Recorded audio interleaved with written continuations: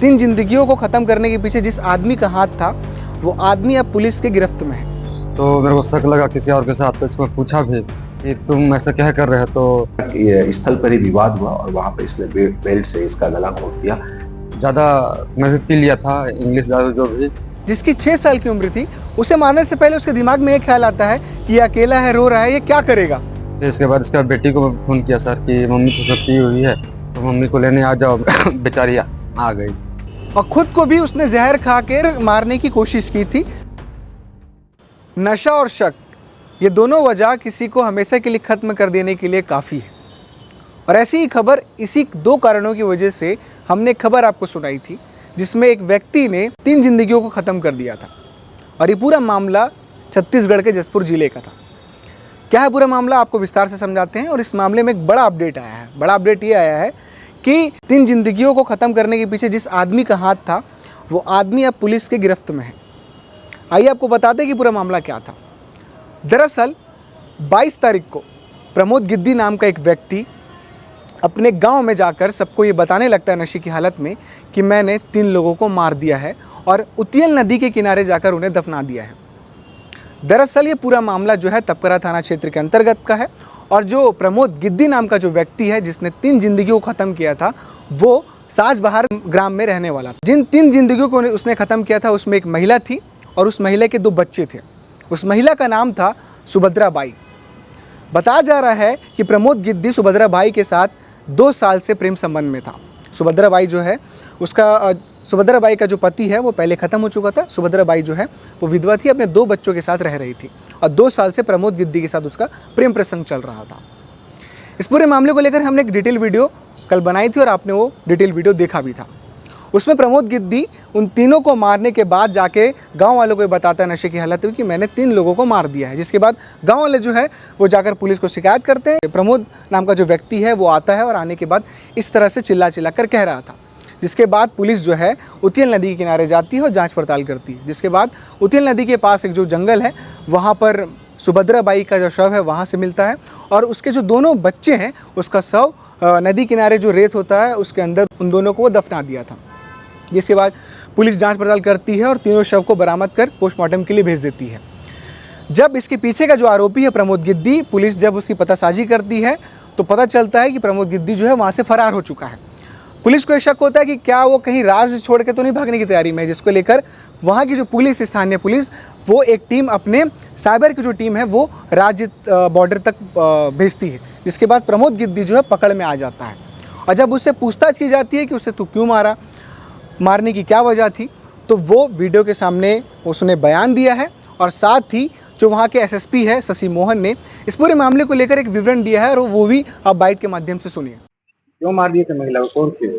Sir इसको मैं पसंद करता सर, ये दोनों साथ में प्यार करते थे, तो मेरे को शक लगा किसी और के साथ, तो इसको मैं पूछा भी कि तुम ऐसा क्या कर रहे हो। तो मैं इसको बोला अचानक कि तुम मेरे को छोड़ दो, अगर किसी को पसंद करती है तो मैं भी चली जाऊँगा, मैं बाहर बोला मैं। तो नहीं मानी, नहीं करूँगी ऐसे दोबारा, बोली तुम अपना रंगो हाथ से पकड़ा सर। तो मैं मिलने के लिए बुलाया इसको मैं नहर साइड, तो बोली इधर तो मिल नहीं पाऊंगी, देखेंगे तो गाँव वाले कुछ बोलेंगे। बोले तो जंगल चले गए, हम दोनों बात कर रहे थे वहीं पे।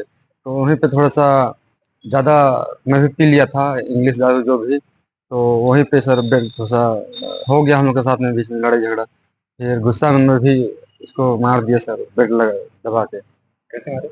बेल्ट से सर खोल के। गला? जी सर। फिर?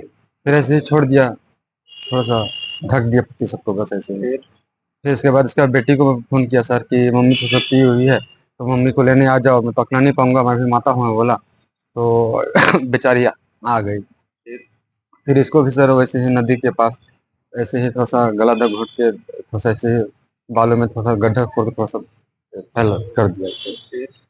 फिर इसके बाद बाबू रो रहा था अकेला, तो बाबू को मैं लेने गया, तो बाबू को भी वैसे वहीं पे सर फिर ऐसे ही थोड़ा सा गड्ढा खोद के थोड़ा सा मार? जी सर। क्यों मारे तब? क्यों मार दिए थे? सर एकदम अकेला हो जाएंगे बोल के सर, मेरे को सोचने पड़ गया सर कि अभी अनाथ हो जाएंगे, इसको तो इसको मार दिया तो क्या करेंगे, मेरे को सोचना पड़ा सर। उस दिन बहुत किया हुआ था मैं। जी सर। इससे कितना था तुमको पैसे का? जी सर। कब से तुम लोग का था इसे? हो गया सर, 2 साल चल रहा है अभी, 2 साल चलने वाला। तुम जहर क्यों थे? सर मैं भी डर गया था सर अचानक। जी सर, तो मेरे को कुछ हो जाएगा बोल के फालतू मैं भी बर्दाश्त नहीं कर पाया सर, इसीलिए बाद में अफसोस हुआ मेरे को भी। 23 तारीख की सुबह पुलिस को मुखबिर से सूचना मिली कि रात को तपकरा में एक लड़का शराब के नशे में ऐसा बता रहा था कि हमने 3 लोगों का मर्डर कर दिया है और उसे इस नदी में दफना दिया है। तत्काल पुलिस टीम उस नदी किनारे पहुंची और वहां पर बॉडी को तलाश किया गया, जिसमें से एक-एक करके 3 डेड बॉडी मिली और उसके बाद पुलिस ने मर्ग कायम किया और मर्ग कायम करके मामले को फिर अपराध कायम किया गया, डेड बॉडी का पोस्टमार्टम कराया गया और इस बीच में आरोपी की तलाश के लिए हमारी साइबर सेल की टीम को लगाई गई। इसमें जो आरोपी को हिरासत में लेने के बाद जो कहानी आई है उसके हिसाब से आरोपी का ये कहना है कि इसका मृतका के साथ प्रेम संबंध था और मृतका चूंकि परित्यक्ता थी, इसका पति उसे पूर्व में छोड़ चुका था, ये इसके साथ लिविंग रिलेशनशिप में रह रहा था और घटना दिनांक को इसने काफी नशे के हालात में इसे जंगल के पास बुलाया और इसको चूंकि शक होता था इसके चरित्र पर, महिला के चरित्र पर शक होने के कारण इस बात को लेके इनके बीच में वहां पर घटना के स्थल पर ही विवाद हुआ और वहां पर इसने बेल्ट से इसका गला घोंट दिया। गला घोंटने के बाद फिर इसकी जो बेटी थी उस बेटी को भी बुलाया और उसके साथ भी उसका गला घोंट के उसकी भी हत्या किया और फिर इसके बच्चे को भी लेकर आया और उसकी भी हत्या की और इस तरीके से हत्या करके ये फरार हो गया। फरार होने के बाद हमारी टीम जो लगातार इसका पीछा कर रही थी, सारे संभावित ठिकानों पर हमारी तलाशी अभियान जारी था। इस बीच में हमें सूचना मिली कि ये रांची की ओर जा सकता है और एक टीम पहले ही हमारी वहां पर थी और टेक्निकल टीम की सहायता से इसमें हम लोगों ने इसको पकड़ने में सफलता प्राप्त की और जब इसको लेके आ रहे थे तो गाड़ी में ही जब इसके इंट्रोगेशन कर रहे थे तो पता चला कि ये दिन में ये जहर सेवन कर लिया है, अपनी जीवन लीला को समाप्त करने की कोशिश किया था। तो तत्काल इसे हॉस्पिटल में लेके आया गया, इसे मेडिकल सहायता दिया गया और अभी इसकी स्थिति ठीक है। अभी इसको आगे की वैधानिक प्रक्रिया करके इसे रिमांड में भेजने का प्रयास किया जा रहा है। तो आपने देखा इस पूरे मामले में आपको एक चीज़ समझ में आ रहा होगा कि जो व्यक्ति था उसने बताया कि मैं नशे में था और नशे में उस महिला को भी मार दिया, साथ में उसके 2 बच्चों को बुलाकर मार दिया। छोटा जो बच्चा था जिसकी 6 साल की उम्र थी, उसे मारने से पहले उसके दिमाग में एक ख्याल आता है कि ये अकेला है, रो रहा है, ये क्या करेगा, तो मैं इसको भी मार देता हूँ। तो इस तरीके से नशा और शक इन दोनों चीज़ों ने कई ज़िंदगी को ख़त्म कर दिया है और ख़ुद को भी उसने जहर खा कर मारने की कोशिश की थी, पर पुलिस ने उसे समय रहते हुए बचा लिया और आज वो सलाखों के पीछे और लगातार इसके पीछे की जांच और भी की जा रही है और उसे उसके आगे की कार्रवाई उसके साथ की जाएगी। आगे इसमें क्या अपडेट रहेगा हम लगातार आपको अपडेट करते रहेंगे। बने रहिए केपी न्यूज़ के साथ और केपी न्यूज़ को आप यूट्यूब में सब्सक्राइब कर लीजिए। शुक्रिया।